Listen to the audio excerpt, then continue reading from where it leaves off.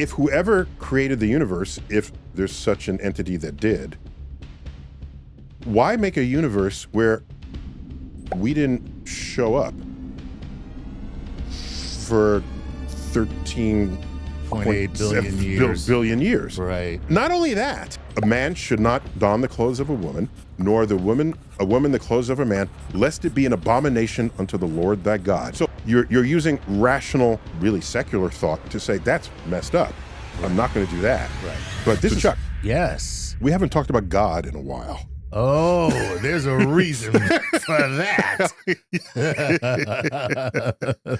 Yeah, it's just that the history of civilization, anytime people had gods that they revered, they're in high places. The heavens have been associated with deity. Correct. From the beginning. Right. Okay? And so my field, astrophysics, directly confronts many people's questions regarding our existence. Right. For that reason. Mommy, where's heaven? Oh, it's up there. No, it's not, because I have a telescope. It's not up there, Mommy. Right. So you have that intersection of people's curiosity and what actually happens in modern astrophysics. Okay. And if you are religious or prone to be religious, right, it's which easy. I think everyone is. But perhaps, yeah, we're human. We're prone to. It's a human thing. It's a human thing, given how prevalent it has been. Exactly, throughout our entire existence. Exactly, and some of the earliest recordings of communication involved exactly that. Correct. The burial rituals of Neanderthal, for example. Right. Right. You can only have done that if you thought there was an afterlife or a supernatural force. Yes. There's an urge, I think, to see that which is unknown in the universe. You hear of it. Big unknowns like dark matter and dark energy. Two hugely mysterious pieces of modern astrophysics that are unresolved. Right. And they're not little, they're big. Okay. You add them together, it's 95, 96% of what is driving this universe, and we have no clue what it is. That's insane. No clue. That makes me feel like we're the mistake here. I'm just saying. Because we're not the majority of we're what's not going on. that. Yeah, when 97% of the stuff that's there is not you, you probably don't belong there. Damn, Chuck. Yeah, I'm just saying. Anyhow, so we can measure them. It's not a mystery that it's there. That is there. All right. We can measure their existence. We don't know what it is. What it is. All right. And there's precedent for that. We knew about the spectra of stars as soon as we were able to bring a spectroscope to the telescope. So there's interesting information here. We don't understand it, but we know it must be important. It's different for this star than that star. Oh, these two stars match. Let's make a catalog of all the spectra. Later, we would learn quantum physics, and we could then interpret what was going on. And thus was the birth of our modern understanding of stellar evolution. The first steps are the measurements. So it's not so weird that we have measurements and don't know what it is. Right. So there's not only that, there are other questions that are just simply yet to be answered, as opposed to mysteries. So one of them is what was around before the Big Bang? That's a big It might have been a multiverse, but even if there is a multiverse, what was around before the multiverse? Okay. And we don't yet know how Earth went from organic molecules to self-replicating life. Right. All right. Earth figured it out. We haven't figured that out yet. Right. Granted, Earth took a couple 100 million years. All right. Yeah. And we're trying to do it in the lab overnight. Right. But still, that's a mystery. And who knows how many failures over that couple 100 million years Earth had. Good point. You know? Because they ain't left. Well, they're not there. They're not there. They didn't survive. So if you lean religious, you will see these mysteries as where God might reside. Yes. God is operating there. Right. And there's a long tradition of this, actually, but philosophers got wise to it, and they came up with a term for it. We've mentioned it on a couple of other of our explainers. God of the gaps. The God of the gaps. The God of the gaps. It's a very powerful concept. And it's got the alliteration, so it kind of stuck with people. So it's the urge to declare that if there's something you don't understand about the universe, that God must be there with the puppet strings or with the forcing of what's going on. Right. And my favorite God of the gaps moment, can I tell you that? It was Ptolemy. Okay. Claudius Ptolemy, AD 150, in the margin of his greatest work, the Almagest. Right. Okay? Actually, just Almagest, Right. which is Arabic for math. Hi, I wrote a book called Math. Guess what's in it? Math.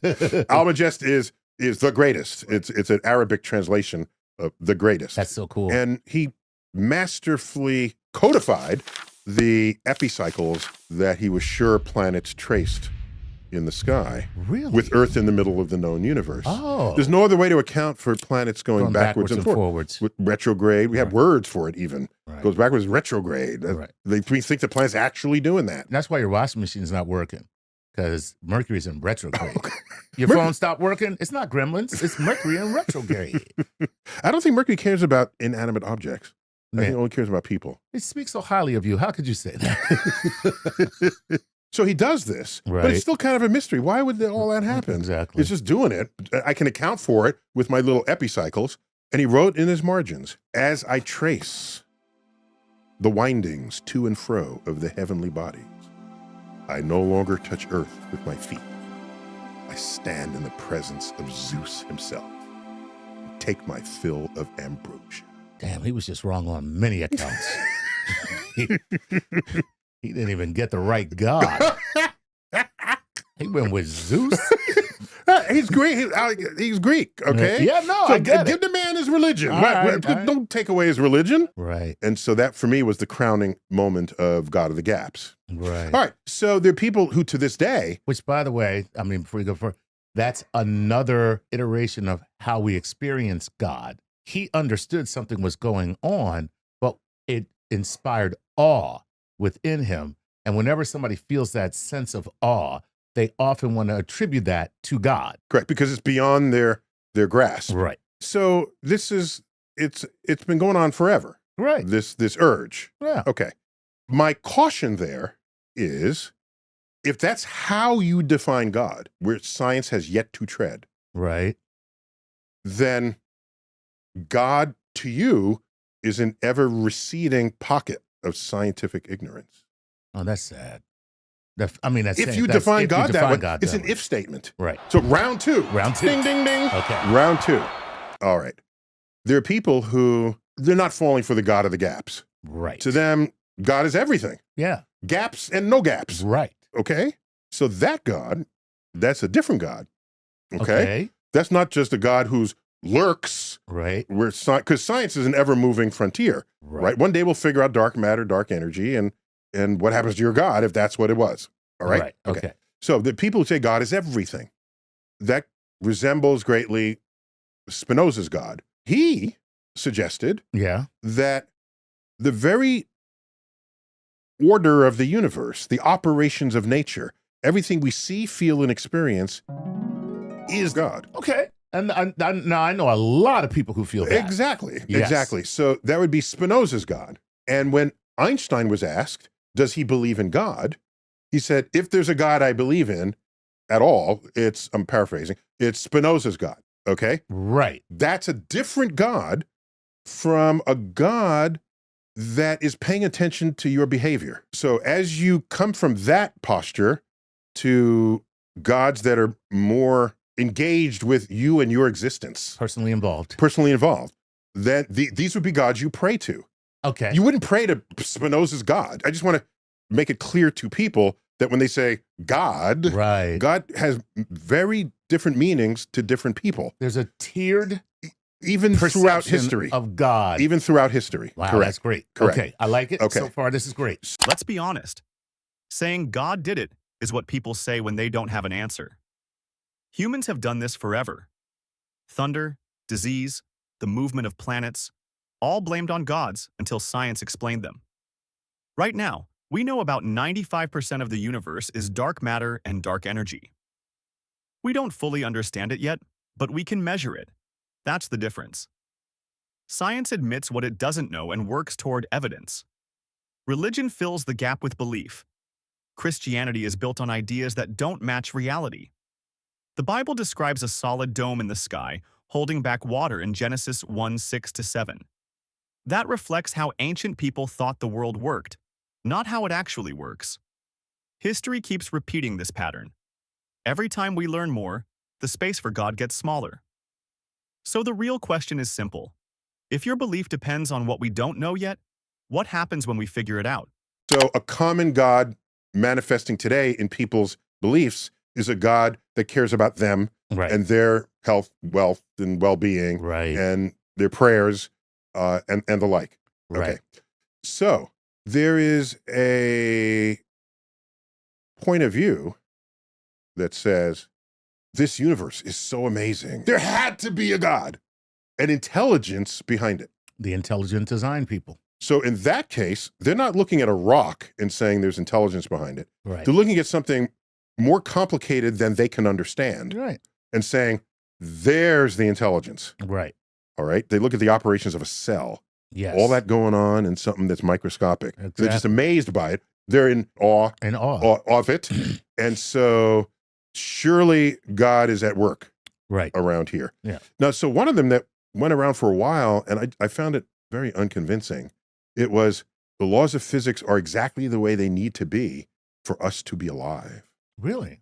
Okay. Yeah, okay. If they were slightly different, then we wouldn't be here. Like if the charge on the electron or the value of the gravitational constant or the speed of light, you know, things like that. And they all configure to make matter and energy come together such that we can be alive in that universe. Right. Okay. I mean, there's some people that even on a macro level, they're like, we live in the Goldilocks zone of these planets, and the other planets are dead as far as we're concerned. As far as we know. That's As right. far So, as we know. so with all of these parameters in just the right way, in just the right place, people who are lean religious refer to it as the fine-tuning argument. Interesting. Okay. Everything's fine-tuned Right. to produce life, Right. human life. Right. Now, so He's a God of precision that has placed things in this perfect configuration, kind of synchronicity. Yes. That Okay. all the gears mesh and everything works so that we get life. And we pop out. And we pop out. Exactly. Right. I don't argue the fact that we have constants of nature that if they were slightly different, we wouldn't be here. I don't have an argument against that. I mean, that's. But yeah. my argument, however, is if whoever created the universe, if there's such an entity that did, why make a universe where we didn't show up for 13.8 billion years? Right. Not only that, Earth was not born until the universe was already 8-9 billion years old. Right. And then life begins, single-celled organisms. Is this the God of that life? Okay. But that was 3.8 billion years ago. Humans in our current form last, 100,000 years or so, go to a million years, which is a drop in the bucket relative to the 4 billion. For the 4 billion. Billion. Yeah. Right. Millions, but to billions? Right. That's, Okay. It seems like if you really wanted to make a universe that favored us, we would have shown up much earlier. sooner. Much earlier. Right. I'm just thinking. Right. Just if you But now want the argument against that would be that there is no, because God exists outside of time and space, that what we see as 13.8 billion years is not measured by God. Yeah. However, my issue there is not how long that is, but how long that is relative to us. That's all. That could be short to God, right? But that means we're even shorter. Okay. So it does not I see look. what you're saying. It does not right. look like the universe cared much about us for most of its existence. Right. That's my only point there. I got you. Okay. So the multiverse, each universe would have slightly different laws of physics. Quantum physics tells us this. Right. Okay. And would you exist in a universe where life could not exist?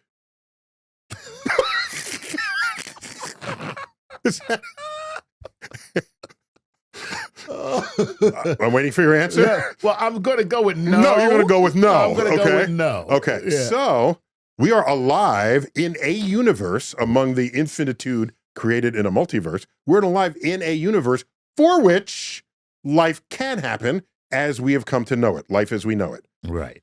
So we should not be surprised that we're having this conversation in that universe and not any of the other infinity universes. And this multiverse wasn't invented in response to a religious argument.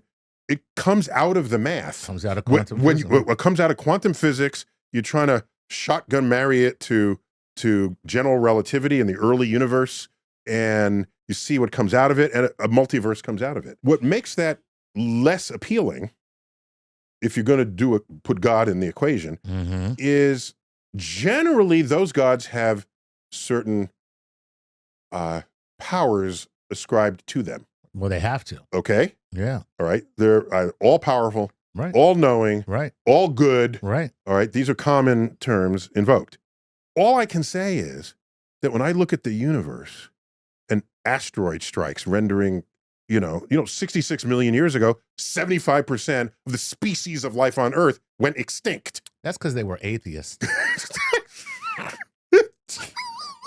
Those atheist dinosaurs. Exactly. So what am I saying? I'm just saying the universe doesn't look like anyone is in charge of anything. The randomness of the universe. The randomness of 100 years ago. So random. 100 years ago, before our telescopes were good enough right. to reveal asteroid strikes and stellar collisions and galactic collisions and all this, it was, the beauty and the majesty of this ordered universe. Right. I have books that talk about the ordered universe. And then you look closer and it does not look like what people wanted it to be, to match their expectations of the God they're ascribing its handiwork to be. So it starts out as looking up like, look at this beautiful, ordered universe. And then you look closer and you're like, they shooting at us. That's right. It's a shooting gallery.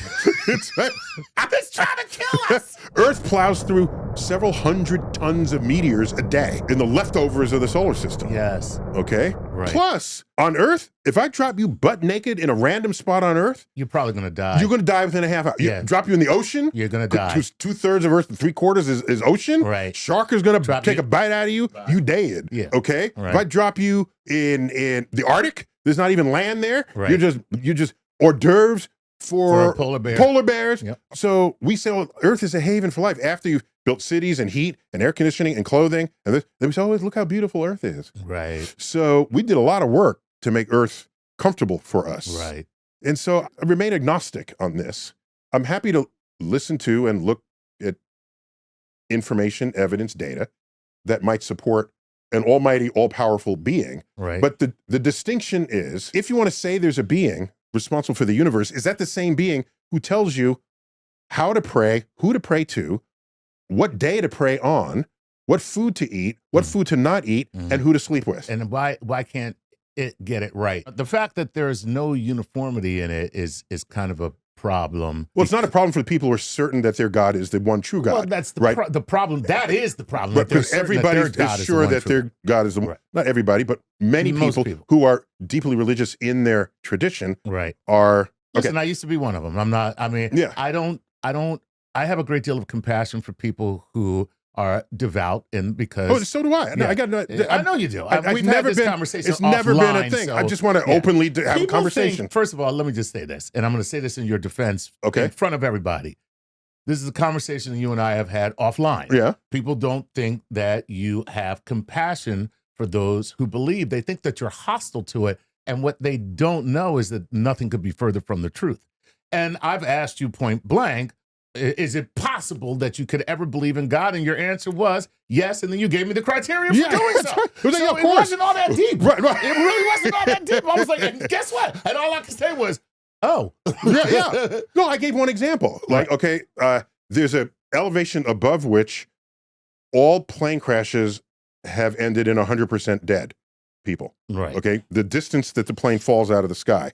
Okay, there's an elevation above which no one has ever survived. Okay, imagine a plane where it crashes above that level and only the Christians survive and everybody else is dead. That things that make you go, only the Muslims survive. Right. Only the Zoroastrians survive. Exactly.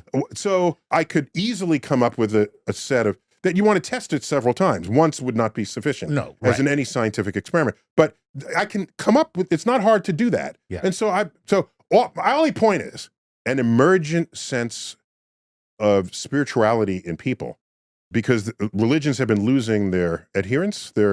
People are not following religion as much. But they'll still say that they're spiritual. Right. And these are people who feel that there's some force out there. Something greater than themselves. Greater than themselves. But it doesn't come with all of the rules and regulations and baggage, if dare I call it that comes with so many religions. Right. So I'm simply saying that the universe, if you want to say there's a God involved, ask yourself, is it because there's something you don't yet know how to explain? Right. Right. Let's talk about this intelligent design idea because it sounds convincing until you actually think it through. People look at something complex like a cell and jump straight to, there must be a designer. That's not evidence, that's just reacting to complexity. The fine-tuning argument falls apart the same way. Yes, the constants of physics allow life, but that doesn't mean they were designed for us. The universe existed for over 13 billion years, and humans show up at the very end. If this was made for us, why did it take almost the entire history of the universe just to get here? And look at reality. Over 99% of the universe is completely hostile to life. Most of Earth is uninhabitable without technology. Asteroid impacts wiped out about 75% of species in the past. That doesn't look like careful design. That looks random and indifferent. Then you have the multiverse idea, which comes from physics, not religion. If there are many universes with different conditions, of course we end up in one where life is possible. You wouldn't be here to question it otherwise. And here's the real problem for Christianity. If there's one true God, why are there thousands of religions all claiming the same thing? No consistent message, no clear evidence, just competing beliefs. Like the person writhing on the floor, frothing at the mouth. So you go to your priest in a town where church is in walking you distance. get an exorcism. And they come, and they just enough time to get the holy water, perform the exorcism, Right. and the person comes out of it. And that's called a coincidence, because that's when the seizure was over. The seizure, that's correct. Right. So that's an example of something that we didn't have an explanation for, Right. quote, a natural explanation, but we had a supernatural explanation. Right. You were inhabited by the devil, right? So every example of that throughout history, where science has given attention to that phenomenon, Mm-hmm. it has yielded to scientific discovery. That's one thing, Well, including the spread of disease, right, everything. germs. You cannot argue with that statement. I'm just Right. And so today, if there's something that amazes you or is mysterious to you, I just take my cue from the history of this exercise and say, I'm going to stick with the science. Right. Because I'm not compelled to throw my hands up and say, this is God. God must be in charge. Right. Be it Spinoza's God, Right. or Pocahontas's God, Right. or anybody's God. Well, I'll tell you, for me, what I don't appreciate is sports stars who thank God when they win, don't blame God when they lose. I tweeted that. Did you? And people got angry with me. Oh, get out. Yeah. I was just joking. And by the way, just to offer some street cred here, Okay. at home I own multiple shelves, this wide, of religious books. Oh, books. Publications. Yeah. Everything that Jehovah's Witnesses ever left at my door. I have that. There's a shelf of that. Right. I have, there's the Quran multiple times. I have a Quran. And I have the And the Bible. I have the Torah. I don't have the Torah. Yeah, you don't have the Torah. No, Yeah, okay. I don't. It's mostly the Old It's mostly Testament. in the Old Testament. Exactly. The Levitical law. So it's there, and I have large King James Bibles that go from the 18th century. I have several Bibles. Yeah. So I think about this often, Yeah. and I think about what passages have affected people in civilization and the like. In most conversations I get into with religious people, fact remains, I own more religious books than they own science books. And you probably know more about their religion than they do. Well, no, I wouldn't assert that. No, but I would. I'm just saying I know. Yeah, you don't. I would. I own more religious books than they own science books. Mm. That's true in essentially Well, that's every true, case. yeah. And so, I mean, so I'm not coming from nowhere. I think about it and I care about it. what most That's people all. know about their religion, and I don't care if you come at me or not, okay? What most people know about their religion is what somebody told them. That's true. That's what most people know about their Own religion. Right. It's filtered. Okay? Got filtered. It's filtered. Yes. And so that's why I say you probably know more because you went straight to the source. Oh, yeah, I and wasn't- read. oh, no, yeah, and read the text. correct. Most people do not read the text. I read the text. Okay. That's what I did. That's all I'm saying. Uh-huh. Be mad at me if you want. Okay. But that's how I I know. used to be one of you. That's how I know Right. that Joan of Arc, who's one of my heroes Okay. for standing up for what she believes, trying to get England out of France. She was trying to defend France. And they caught up with her, handed her over to the Burgundians. The region was under control by the Brits. And then the Brits tried her and burned her at the stake. But like, for what? It can't be because she wasn't religious, because she was. Anyhow, go read the transcript of the trial. There's like was it a third of it, a fourth? There's some large fraction of the conversation about how and why they should burn her that cites the fact that she was a cross-dresser. Wow. And where's that in the Bible? I got the quote. It's, a man should not don the clothes of a woman, nor a woman the clothes of a man, lest it be an abomination unto the Lord thy God. So people say, oh, they get their moral code. Generally, it's a cherry-picked set of codes, and you're using rational, really secular thought to say that's messed up. Right. I'm not going to do that. Right. But this is pretty good. Let me do some of that. Yeah. And then you bring that forward, and then that becomes your code. Yeah. And I don't mind your code. I think it's great for the most part. Just, don't make me have to live by your code. That's all I'm saying. If it's the weird parts. I mean, some code feels universal. Some of it does. Here's an interesting fact. In Christianity, generally, there's the ethos that you're kind to your neighbor. You're reflecting a lot of the teachings of Jesus. Of course. Turn the other cheek. Absolutely. This sort of thing. This fueled Martin Luther King. It's radical. I love it. Yeah, that was not in the Old Testament. No, it's not in the Old Testament. Right, right. He's an angry old white dude in the Old Testament. Get off my lawn or I'll smite you. Guess what? Your wife, she's now a pillar of salt. I told that broad not to turn around. Okay? You gonna listen to me. I'm God and you gonna listen to me. No, you better build a boat because I'm gonna drown all these mother effers. You're all dying. Okay? I'm mad, I'm old, and I'm white. Okay? I'm God. Damn it.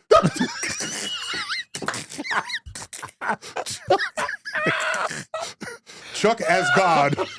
If Chuck were God, that's how he would describe it. Yeah, but the New Testament is lovely. Oh, yeah, it's very I love it. It's gorgeous. And everything. It's just gorgeous. But all of Christianity, for those of you who think that it's political or it's stopping gay people or it's stopping this person or don't do this or don't do that, all of Christianity comes down to this. Love God with all your heart, soul, and might.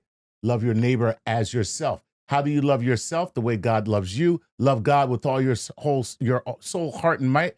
That's how you love your neighbor. So first he tells you what to do, then he tells you how to do it. You love him with all your heart, soul, and might. Love your neighbor as yourself. How do you do that? The same way you love God. And that means up and across. It's all your heart, soul, and might wrapped up in love and given to another person. That is Christianity. Anything else is heresy, and you've been fooled. Chuck, sometimes you sound like a preacher. I'm going to come out of the closet, Neil. I'm going to come on out of the closet. Uh-oh. Wait, you've been on the show for 14 years, and something's coming out of the closet. Believe it or not, okay, I've never said this, and I'm going to say it. Okay. I used to be a Pentecostal minister. What? I was on my way. I was studying. What? I'm technically ordained. I have not, I did not go through with it. I didn't finish up. But yes, if there was a time where I stood in a pulpit and I preached the gospel of Jesus Christ, I was the guy on the street with the bullhorn. I was the person handing you a tract. Whoa. That was me. When I say I was one of you, when I talk to the religious people, I was beyond one of you. You were more than one of them. I was beyond one of you. Wow. I was a zealot. I was beyond. Wow. Okay. And so, yeah. Okay, so you got religious street cred here. I never talk about it. Mm-hmm. It's a part of my life that in many respects brought me a lot of good. Mm-hmm. It's a part of my life that was also, I think, damaging in some respects. Mm-hmm. And I guess, I don't know, I'm still conflicted about it. All right. People ask me if I believe in God, and I will not tell you the answer. Gotta leave something on the table, right? Are we done here? You know what? I'm ready to, let's take up a collection. I need some money. We need to take up a collection right now. For this sermon. That's right. Yeah, Pastor Chuck needs a Mercedes-Benz. Right. So this was just an explainer, just to catch you up on what might be the latest thinking along the lines of how did the universe get here? Was it divine providence or some other way? Those are cool questions, some unanswered. Anyhow, until next time, as always, keep looking up. Look at how religion actually works in real life. People used to think seizures were demons. They called priests, did exorcisms, and when the seizure stopped, they said, God fixed it. Now we know it's neurological. The explanation changed, the belief didn't. That's the pattern. Disease, natural disasters, mental illness, all blamed on God or the devil until science stepped in with real answers. And Christianity keeps doing this. People thank God when they win, but never blame God when things go wrong. If God controls everything, then he's responsible for both. You can't pick only the good parts. Then there's the Bible itself. Most Christians haven't actually read it. They repeat what they've been told. And when you do read it, you see contradictions and selective rules. People ignore parts they don't like and keep the ones that fit their views. There are verses used to justify harm, like Deuteronomy 22:5, which has been used historically to punish people for how they dress. That's not morality. That's control shaped by culture at the time. And if Christianity is the one true system, why does it keep changing depending on who's interpreting it? So here's the question. Do you think the universe actually needs a creator? Or are we just filling gaps with belief because we don't have all the answers yet? Drop your thoughts in the comments. I want to hear how you see it. And if you enjoyed this breakdown, make sure to like the video and subscribe for more.